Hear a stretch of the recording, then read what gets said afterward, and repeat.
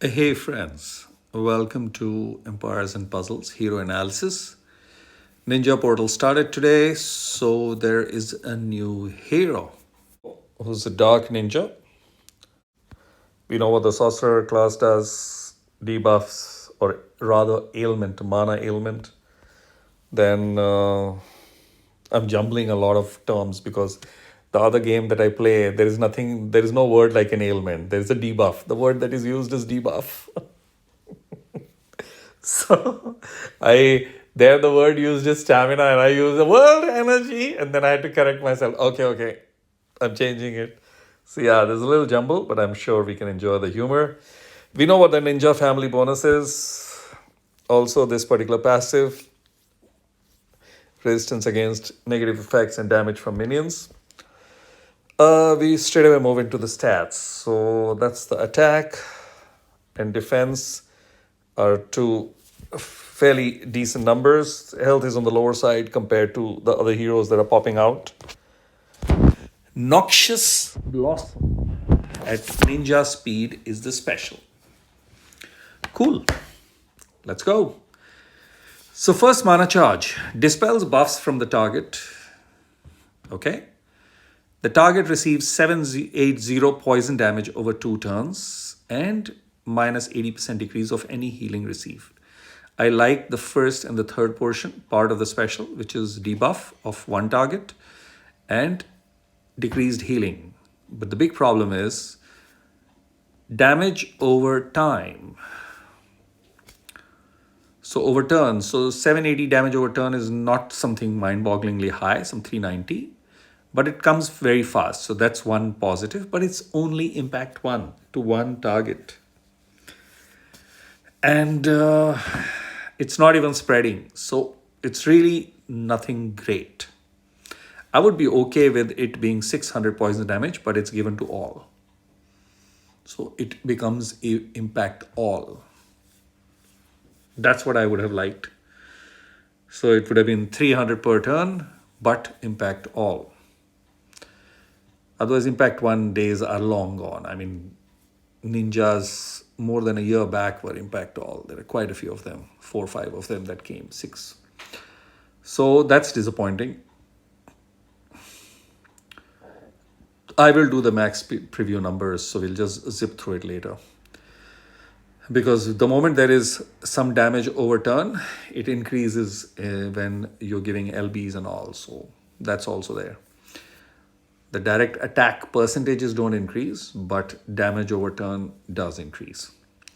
Moving to the second charge, dispels buffs from target nearby enemies. So that's impact 3.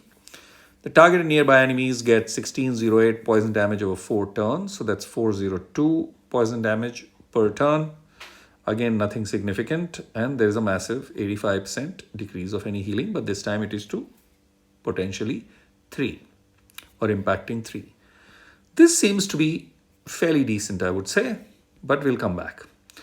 Then third mana charge is obviously going to be all. Dispels buffs from all to 412, which works out to, again, 402 poison damage over 6 turns, per turn over 6 turns. And then, of course, 90% decreased healing for 6 turns.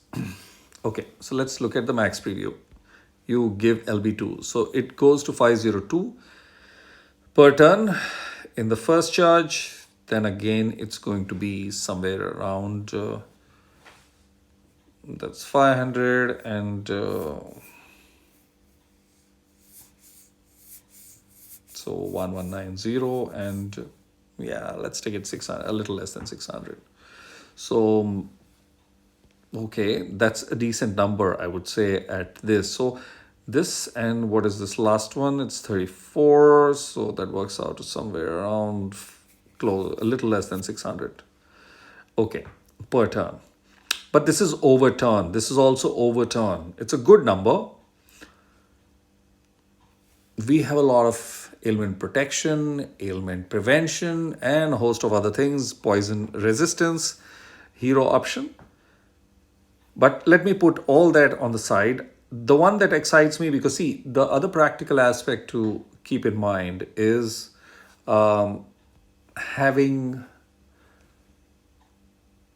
To keep in mind regarding the tower heroes, especially the ninjas, is you're not going to use the third charge so frequently. So I don't even pay attention to this. It's good to have, but the one that gets used maximum is the first and the second one. So that's why I pay attention to the first. My main focus, 70%, 75% of the focus always is on the first charge, because that's the one that I'm going to use frequently. That's what I use with Nyx, Amethyst, everybody else. And that is extremely disappointing. It is only impact 1.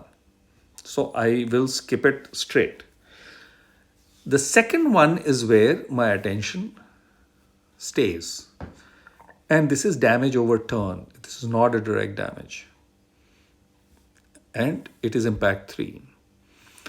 And damage over turn, which is impact 3, is nothing great. Today we have got a lot of passives that give debuffs and also cleanse. So cleansing all this will be very fast using those heroes while dealing with Umeko on defense, which he normally won't be because tower heroes are not put on defense. They are taken on offense. But still, I am not so gung-ho. This is, I would say, fairly okay, but this is absolutely bad. And the other part that makes it tricky is Umeko does not become a good hero unless you're giving LB2. And I don't know whether a lot of players would be confident and gung-ho giving LB2 to a hero that gives damage over turn. It's not a direct high impact instant hero. So while on paper and in theory, all this might look very fancy, the only thing that makes absolute sense is this average speed mana 2 charge, 2x mana charge, and this is a damage over turn hero whose claim to fame will depend on getting LB2. So if you are sure of giving the LB2, you can enjoy this hero for the next couple of months or maybe 4 months till the hero becomes absolutely irrelevant, and then you will rue the fact that you gave your LB2s. If I got this hero, would be lined up for the next soul exchange, but that I'm talking according to my roster, and I have in the last 7 months not been an active spender in any kind of a way, and I've pulled none of the fancy current heroes. But still, I'm not confident about this hero to give LB2s. I'm very clear. I may level her up, which I am still not confident about. I would rather, okay, let me say this. I would rather level up a second Nyx and give her LB1 for sure. And maybe one of the, since I already have one, I would give one of the Nyxes an LB2 also to reinforce.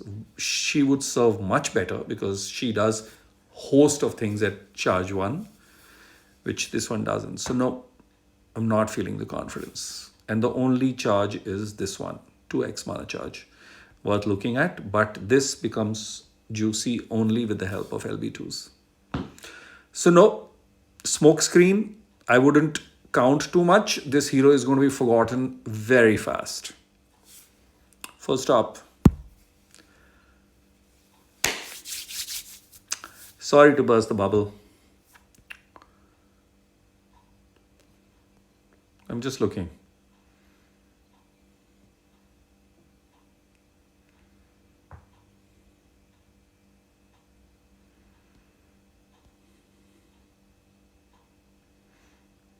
This one is straight impacting hero, Torah comparatively, and has got a special which is even a higher impact because there are quite a few mega minions. I would go ahead with this hero because absolutely relevant for this meta.